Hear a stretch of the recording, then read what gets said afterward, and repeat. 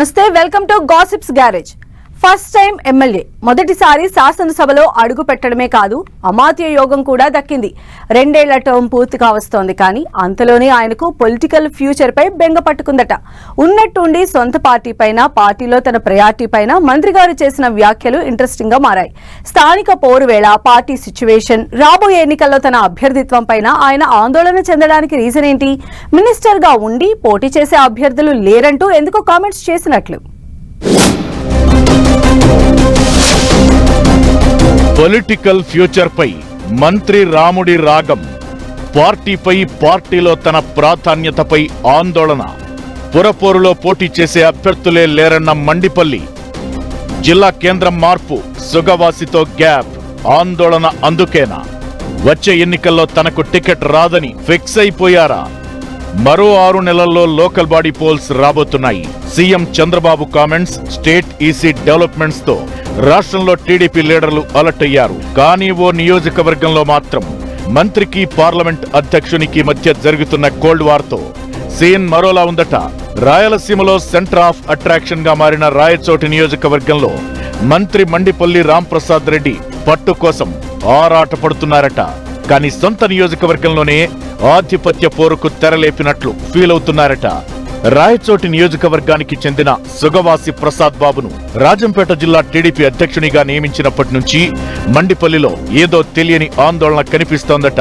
ఇద్దరు నేతలు ఒకే నియోజకవర్గ లీడర్లు కావడంతో పాటు వీళ్ళిద్దరి కుటుంబాల మధ్య ఎప్పటినుంచో వైరం ఉండగా, తాను మంత్రిగా ఉండగా సుగవాసికి అధ్యక్ష పగ్గాలు అప్పగించడంపై అనుమానం వ్యక్తం చేస్తున్నారట మండిపల్లి. తనకు చెక్ పెట్టేందుకే సుగవాసిని ఎంకరేజ్ చేస్తున్నారేమోనన్న భావనలో ఉన్నారట మంత్రి గారు.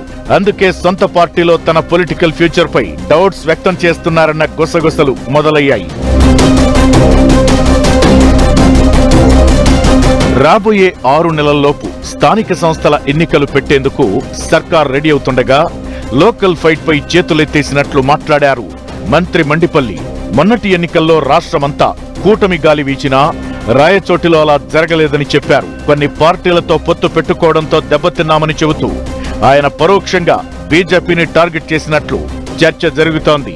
89 బూతుల్లో అసలు టీడీపీకి ఓట్లే పడలేదన్న మంత్రి వ్యాఖ్యలు కలకలం రేపుతున్నాయి. సొంత పార్టీ వారి శత్రువులుగా తయారయ్యారని మనసులో మాటను బయటపెట్టారు. అయితే రాయచోటి జిల్లా కేంద్రం మార్పు తరువాత నియోజకవర్గంలో టీడీపీ గ్రాఫ్ పడిపోయిందని భావిస్తున్నారట రాంప్రసాద్ రెడ్డి. అందులో భాగంగానే ఆయన ఇలాంటి కామెంట్స్ చేశారన్న టాక్ వినిపిస్తోంది. ఈ క్రమంలోనే రాయచోటి మున్సిపాలిటీలో 42 వార్డులకు టీడీపీ నుంచి పోటీ చేసే అభ్యర్థులే లేరని కూడా స్టేట్మెంట్ ఇచ్చేశారని అంటున్నారు. పైగా రానున్న సార్వత్రిక ఎన్నికల్లో తనకు టికెట్ ఇచ్చినా ఇవ్వకపోయినా పార్టీని గెలిపించాలంటూ పిలుపునివ్వడం సరికొత్త చర్చకు దారితీస్తోంది. పార్టీని బ్రతికించాలంటూ మంత్రి మండిపల్లి ఆవేదన చెందడం వెనుక సంథింగ్ ఈజ్ దేర్ అన్న చర్చ ఊపందుకుంది. ఓవైపు రాయచోటి జిల్లా కేంద్రం మారడంతో లోకల్ గా టీడీపీపై ప్రజల్లో కాస్త అసంతృప్తి వ్యక్తమవుతోందట. ప్రజల్లో ఉన్న వ్యతిరేకతను క్యాష్ చేసుకునేందుకు వైసీపీ చెయ్యని ప్రయత్నాలు లేవంటున్నారు. అయితే జిల్లా కేంద్రం మార్పప్పుడు మండిపల్లి కంట తడిపెట్టి చేయాల్సినంత హడావుడి చేశారు.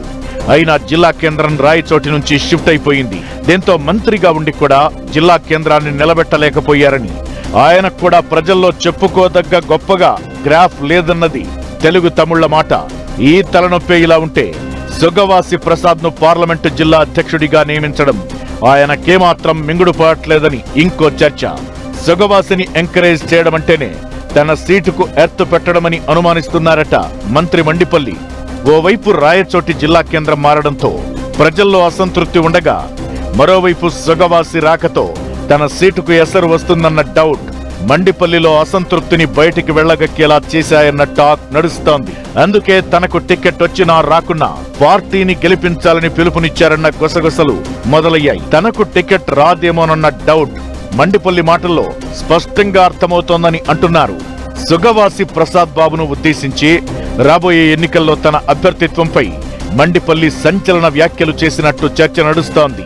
మంత్రి రాముడి ఆందోళనకు చంద్రబాబు ఎలా ఎండ్ కార్డు వేస్తారో చూడాలి మరి.